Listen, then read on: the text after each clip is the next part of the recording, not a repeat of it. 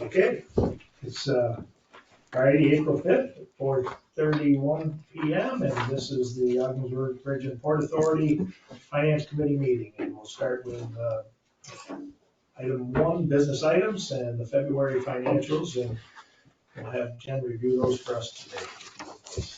Okay, the first thing we will look at is the statement of financial position for the month of February. Under a normal accounts receivable, it's currently at $232,303, with 95% of the accounts receivable either current or 130 days. 1 to 30 days, my apologies.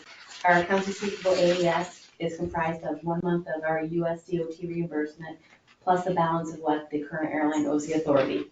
The airline accounts receivable is out 31 to 60 days. The current reimbursement for US DOT was received just yesterday on April 4th for the February amount. For our fixed assets, the generator from the Christie grant was received, so we can now close out that grant.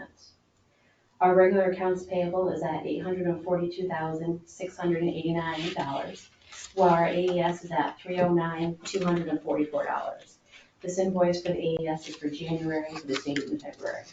A payment was made for New York State retirement for $96,000, which leaves a balance of $124,000. Hopefully, we're going to have the next 2 months be able to pay this off with our plan. And as you can see on the next page, our top 10 vendors in February, payment was issued on March 7th and March 23rd. This was possible by renewing our general line of credit that we borrowed from. Our project accounts payable is at $1.3 million at the end of February. All but one of the vendors has been paid in March, leaving a balance of $700,000. Is there any questions on that? I know I went through it fast.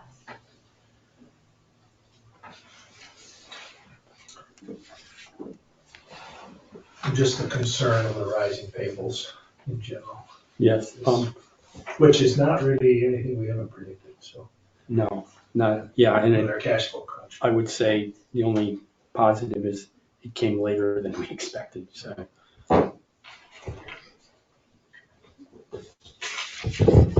Sam, anything? Nope. Okay, we move on to our budget to actual. So bridge revenue is up due to increased total crossings and tenant leases as we've seen in previous months. Most of the airport revenue has been coming in under budget, but the new service fee income that was established has given a little bit of a boost, the handling fees and construction fees. The AES income and fuel has been coming in under budget, which has been the pattern due to weather, mechanical issues. The railroad revenue is currently showing a 0. We had budgeted for $18,000. This was for the annual rail car invoice. We did actually invoice it this month, so you'll see that on next month's report. The salary expenses, I know as I mentioned prior, they are over budget, but that's because of the vacation buyouts that were in December. That's been fixed for year-end for March, so you'll see that next month. General expenses for the bridge have been over budgeted, as well as industrial park under budgeted, just because we did a different allocation than we had budgeted going forward. Border station expenses, those have been still being kept separate just to assist with the unwinding of the border station according to Attorney General. So nothing new on our expenses, what we expected. Any questions on that?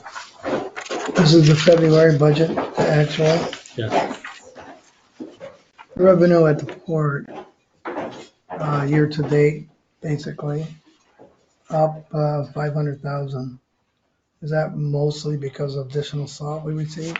Yeah, I think, I want to say there was 1.5 or well, actually probably 2 with ROX that we were more conservative with the budget. So some of that is, yeah, it's additional shipments received. Any other comments?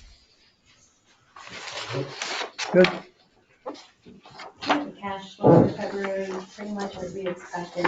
The salaries and employee benefits, as you'll see in April, they do increase, and that's because of the mandated CSA raises, as well as the taxes that are associated with that and the insurance premiums.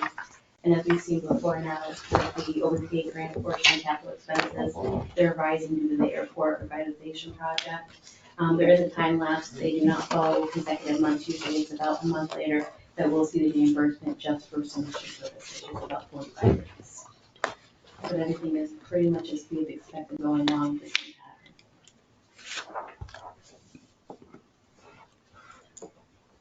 No surprises.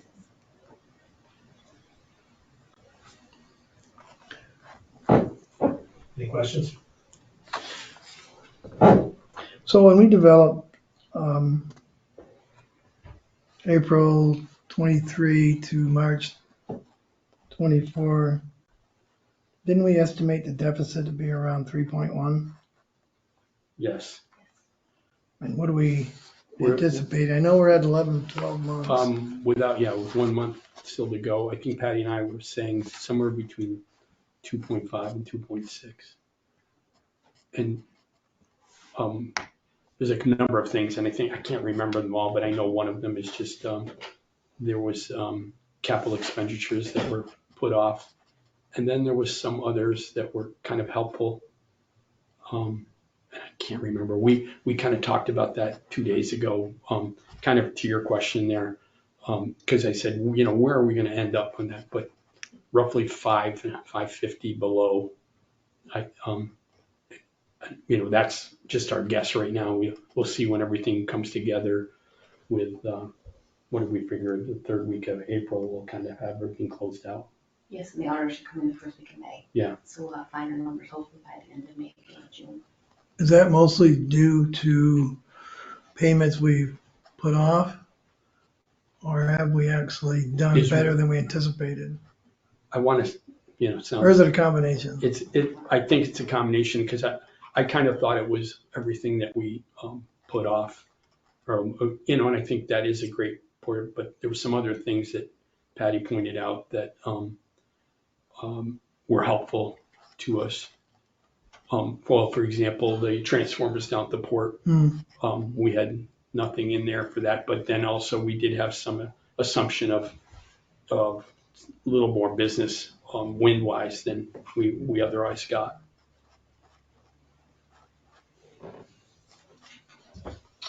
What's that? It's good that we're coming in a little under, Yes, so not good where we are, but it is. right. Yeah, and I'd say just straight line extrapolating when we started this budget, if you just followed it out with what we expected, that's way higher, and the peaks, or the problems, like I just said, are hitting us later. We thought we'd be kind of here in January. Instead, we were able to extend it, and I think that's the result of just the things that we put off. We bought some breathing room, but going forward, just starting a new budget year doesn't change that, with the exception of some support that we may be able to get. Right, because we can talk about it later, but you look at the traffic, it's about, well, maybe a little bit better than we had anticipated. Yeah, if you look, and I'll talk about this in the board meeting, but February, we were at 9% down. And then in March, we went back to 14, but the 9% was kind of, and occasionally, there's probably an exception, I don't know exactly. There was a couple storms that we get a lot of utility trucks that are required. You've seen them, and I think there was, I think it was 2 in February. I'm not saying that was all of it, but. Yeah, an extra day in February too. That's true. Oh, That's very true. good thinking. That's right. That would drive that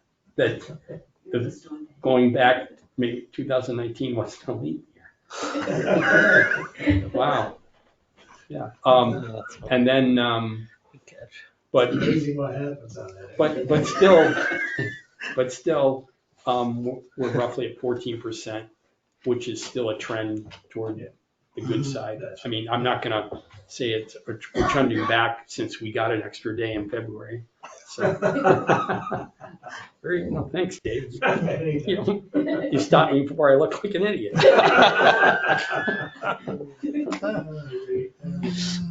Okay. Anything else? Nope. Good, Jen? Yep. Okay. I think we got, where are we here on the agenda? So we got, that takes care of that. Is there any other such matters that come before the finance committee? I don't believe so. Good on that. No? Anything from you? So I would entertain a motion to adjourn, I'll make that motion. and I will second, and all in favor say aye. Aye. Motion passed. We are adjourned at 4:42.